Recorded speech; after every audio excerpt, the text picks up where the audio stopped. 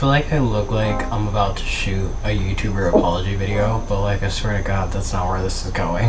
That ass just had like the hardest fucking time trying to get my hair in the shot, and like all of it isn't in the shot, but it's enough of it for it not to look weird, so we're gonna go with that. I never script videos, but like I wrote down talking points. I don't ever write down talking points. I don't ever make videos like this. Like, I wrote a book. It's coming out November 15th. It's not like the whole book. Like, I didn't write the whole book. It's an anthology.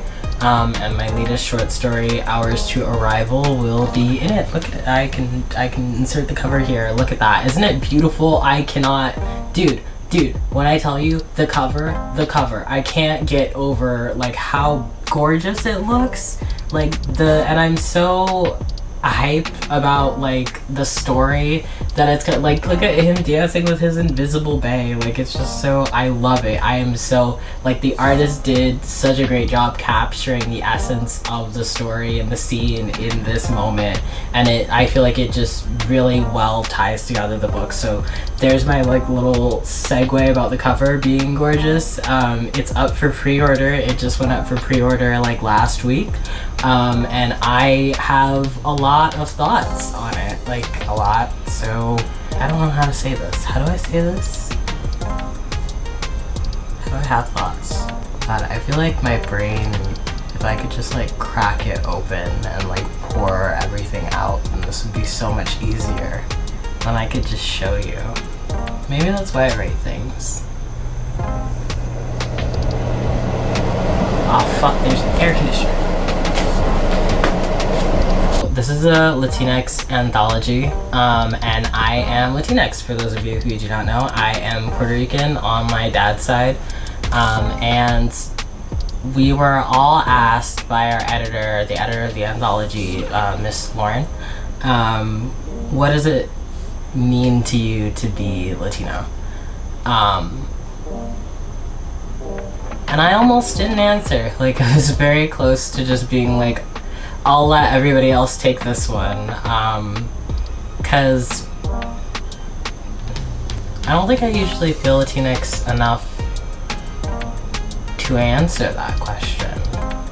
And you know, I'm sure you're probably asking me the question back, Styles, what is Latinx enough? Like, what does that mean? And I'm not entirely sure about that either. I'm Puerto Rican. I was born and raised in the US. I've never been able to go to Puerto Rico. I don't speak Spanish fluently, like muy poquito. My accent isn't the best. And almost never when anybody looks at me do they tend to think, oh, he's Latina, he's Puerto Rican. Like, nobody has ever guessed that. Most people usually actually think I'm half white. So since I don't like usually look Puerto Rican to people, and I don't really fit what most people would think of, I guess, or what I feel like most people would think of when they think of a Latino person, I guess I just don't feel like I can speak on that. You know, I'm not white to any capacity, as you can like clearly see. I hold up my pale ass hand.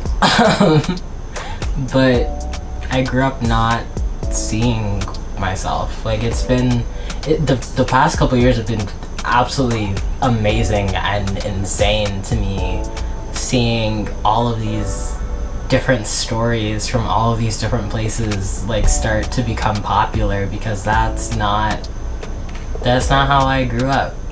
When I grew up, we had Dora and Handy Mandy, and that was like the epitome of it. Like, that we had George Lopez, and that was cool. Jennifer Lopez would be up on MTV, and that's what I had. That's what I remember. You know, you had Diego, who was a darker Latino, and that was cool. right? Like that's it. That's all we had. That's what I got.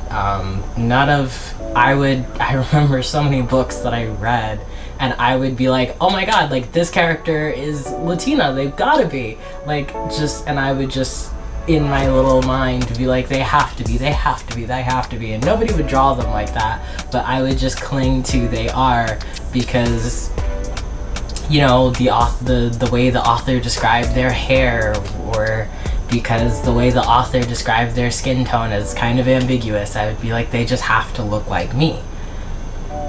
And that usually wasn't the case in the author's head or in anybody reading the book's head other than me, but it was what I had. So going into writing, I didn't want to be ambiguous. I wanted to, like, I couldn't see myself as a kid, so I would write books and I would write stories where I could see myself.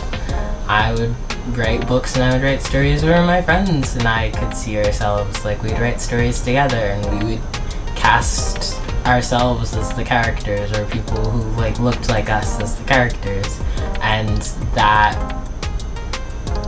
made me feel amazing, and I wanted to hold on to that. So being able to be in a Latinx anthology, like, that meant the world to me, being someone who wants to show that side of myself and who wants to tell that story, but also someone who doesn't always feel like I have permission to. It kind of almost felt like, yes, you do have permission. You can. You are. Like, you can go tell those stories. Those are your stories. And when I was asked that question, I kind of froze up, because it just kind of made me think again, like, oh, well, some of the people here speak Spanish, and some of the people here have a little bit more Latin names. My name is Nico Vasquez, but it wasn't always that Latino sounding. You know, some of the people here have been to their home countries, their ancestral countries, and I've never even been to Puerto Rico, which is like right over there. I can't even get a full grasp on learning Spanish, like sitting down and just learning Spanish. So I guess I just started feeling like everyone had a little bit more right to speak to that than I did. Like, what would I say? And then Lauren messaged me and she asked me how my specific Latinidad is expressed in my story and what it means to me. And it was late, and as we know from the title of one of my last books, I tend to have a lot of thoughts when it is late. So I felt like, I don't know, maybe this is a sign, and I answered, and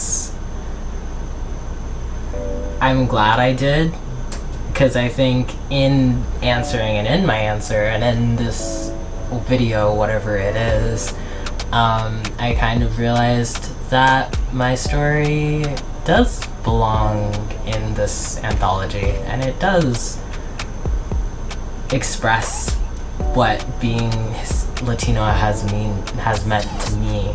You know, because, so hi, in my story, Hours to Arrival, it stars Christopher, who is a mechanic on the spaceship that is currently like 5 seconds from falling out of the goddamn sky. And Christopher is just a mechanic on a spaceship that was sent on an expedition for science, and it's everyone on the spaceship is a scientist, and everyone on the spaceship is more important and smarter than just a mechanic. And growing up, you know, we had Handy Manny, and I noticed that there were certain roles that Latinos could play. If you were a guy, you were probably a mechanic. You were probably handymanning. That was your role. That was your job. That's what you did. If you were a woman, you were probably a maid. That was your role. That was your job. That's what you did. I was not blind to stereotypes as a kid at all. If anything, I think when you're a kid, like, those patterns are a lot louder. So I wanted Christopher to fit into the boxes that I didn't. My story is only a couple thousand words long. It's not really enough space to write out the entirety of the racist implication, like racist history of being a Latino person in America.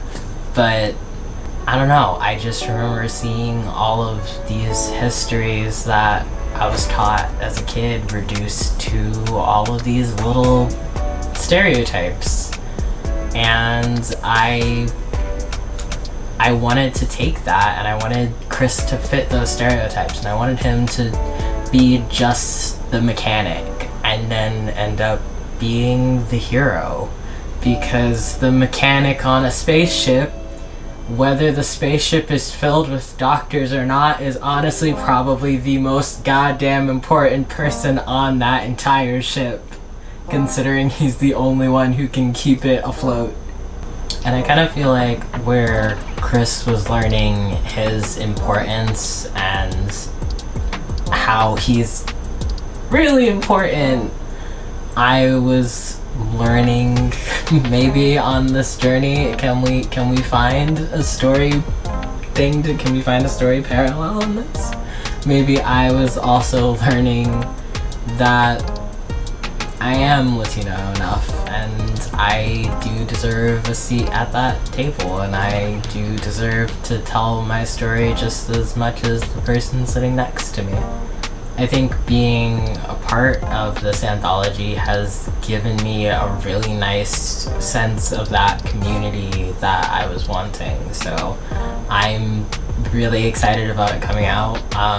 I hope that you'll read Ours to Arrival, and you'll, for the brief time that you get to spend with Chris, learn to love him as much as I do. You might get to spend a little bit more time with him. That might be something that I'm thinking about working on. But for now, Places We Build in the Universe is officially up for pre-order, as well as its sister anthology, which is also Latinx based. That means the editor, everyone who's contributed to it, and the cover artists are all Latinx, and it is being published by a Black-owned publishing company, all small press, where monsters lurk and magic hides. Please ignore the fact that I had to look down at my phone to remember the title. You can get both of these anthologies on the Infinite Publishing's website, and I really hope that you will, because they are really beautiful, like, meshes of stories. So that's all that I have to say today. As always, all of the links will be in the description down there, as well as all of my links. If you want to support me, buy the story, check out my poetry books. My Instagram is down there as well if you want to follow me. And other than that, peace, love, infinite, and smile. Bye.